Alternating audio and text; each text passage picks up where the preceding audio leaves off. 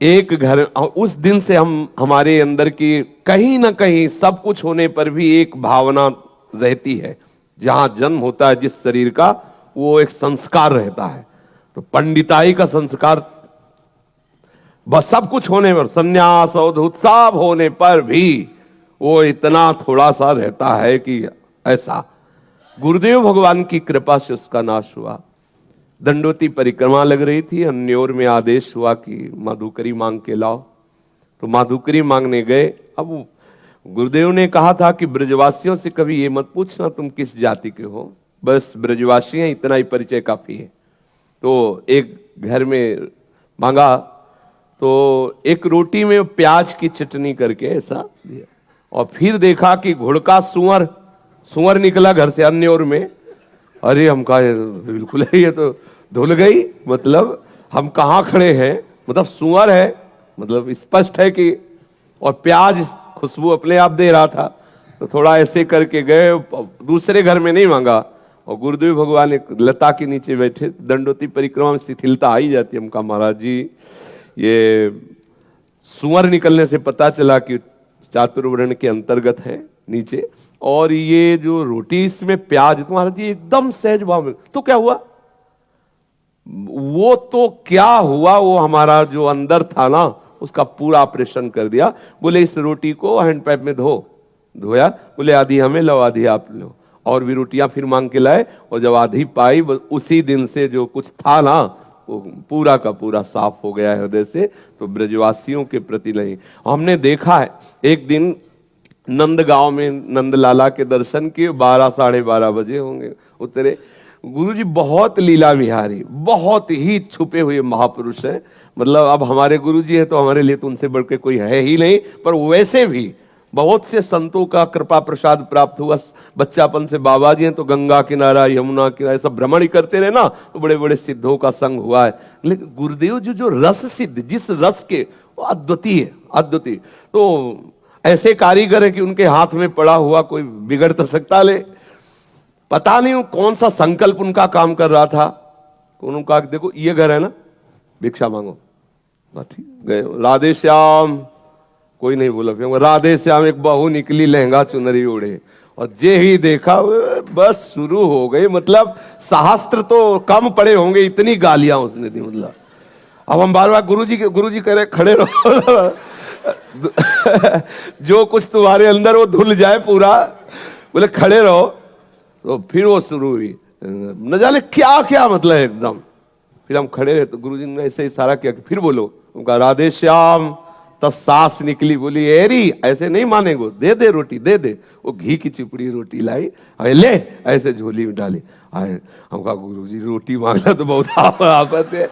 बोले ये ब्रजवासियों का कृपा प्रसाद है, सच्चा देहाभिमान नाश इन्हीं से होता है। बोले ब्रज, यहाँ के जो संत जन माधुकरी मांगते उसका कारण है ये ब्रजवासी जन उतार के रख देते। जितना फुलरा होता ना, हम तपस्वी त्यागी और उनको कोई अपराध नहीं लगता, क्योंकि वो भगवत पार्षद है, वो भगवत पार्षद है। उनको कोई अपराध थोड़ी कि साधु को कह रहे सारे हरामी मोटे सुअर मांगने आ रहा, तेरे को शर्म, ये सब होता है, ये सब चलता है। तो गुरुदेव भगवान जब रोटी पा रहे थे तो उस रोटी से जब आधी आधी दी तो उन्होंने कहा कि जानते हो ये रोटी प्रिया प्रीतम की प्राप्ति कराएगी, ये जो अपमान से मिली हुई जो ब्रजवासियों के टुकड़े हैं ये सीधे भगवत प्राप्ति कराएंगे। तो दोनों बातें ब्रजवासियों के प्रति उनका कटु व्यवहार और उनके पवित्रता पर विचार ना करके ये मेरे आराध्य देव है ऐसा।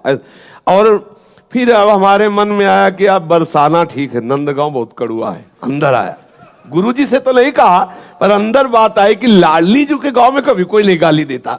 वहां तो और बाबा रुक और ले ले, सब्जी ले ले और रोटी। हम कहा यहाँ बड़े अक्खड़ हैं ब्रजवासी नंदगांव के। तो सुनो, जब अगली बार नंदगांव गए तो जानते हो ऐसा प्यार दिया एक ब्रजवासी ने नंदगांव के कि हम कैसे बताएं। जैसे पहले से इंतजाम हो, पीढ़ा बिछा के बैठा को पूरा भोज। तो अंदर से रोए कि प्रभु हम आपके जनों को जान नहीं पाए। हम तो सोच रहे थे आगे बहुत कड़वे लोग हैं, बहुत प्यारे। ये जितने भी ब्रज 84 कोष के अंतर्गत है ये वास्तविक सच्चिदानंद प्रभु के निज पार्षद है। माया का पर्दा लगा जिससे हम जान न पाए। और यहाँ के पानी में गाली का प्रभाव होता है, यहाँ के पानी में है। अगर वाणी में माँ बहन की गाली ना आई तो असली ब्रजवासी है नहीं, पक्का समझ लिया।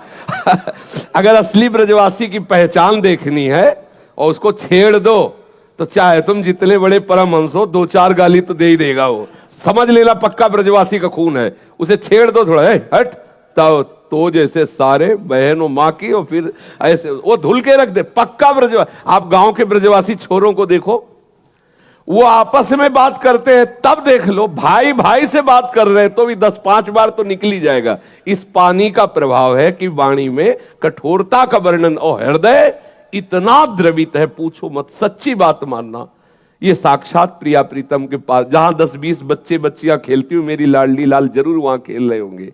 ब्रजवासी बच्चों से मतलब प्रेम, उनको प्रणाम करना, उनको दुलार करना, सीधे लाडली लाल को रिझाना है। ये ब्रजवासी जन बड़े बड़े सिद्धों ने इनकी रोटी पा करके प्रिया प्रीतम का साक्षात्कार किया। आज भी हमारे सदगुरुदेव भगवान ब्रजवासियों का ही अन्न पाते हैं। तेहरा गांव में आप स्वयं जाते हैं और वहां जाकर भिक्षावृत्ति करते हैं, साल भर के लिए तो अन्न आ जाता है, और उसी अन्न से आज भी गुरुदेव, कुछ समय पहले तक ऐसा था, हम लोग भी मांग के लाए हैं चून, आदेश होता तो जाते थे, पूरे गांव से थोड़ा थोड़ा चून मांग के लाए, उसी से गुरुदेव आज भी अपने उदर में ब्रजवासियों का। पंडित रामकृष्ण बाबा बड़े बड़े सिद्ध हुए इन्हीं ब्रजवासियों की जूठन से। कभी इनके प्रति ऐसा भाव न करे कि जूता पहने या बीड़ी पी रहे हैं या नहाए हैं कि नहीं नहाए, ये भगवत स्वरूप है। किस जाति के ये भी नहीं देखना। जो हमें महापुरुषों से सुनने को मिला, श्री हरिराम व्यास जी कह रहे, व्यास बड़े तेई जना ब्रजते अनत न जाही, वृंदावन के स्वपच लो जूठन मांग ही खाई। कह रहे कि वृंदावन के स्वपच तक की आदेश कर रहे हरिराम व्यास जी। ऐसे कोई साधारण महापुरुष नहीं, आचार्य कोटि के महापुरुष हैं। वो कह रहे व्यास मिठाई विप्र की तामे लागे आग, वृंदावन के स्वपच की जूठन खइए मांग। आचार्य कोटि के महापुरुष, और ऐसा बड़े बड़े सिद्धों ने किया है, भगवत प्रसाद मिलता है।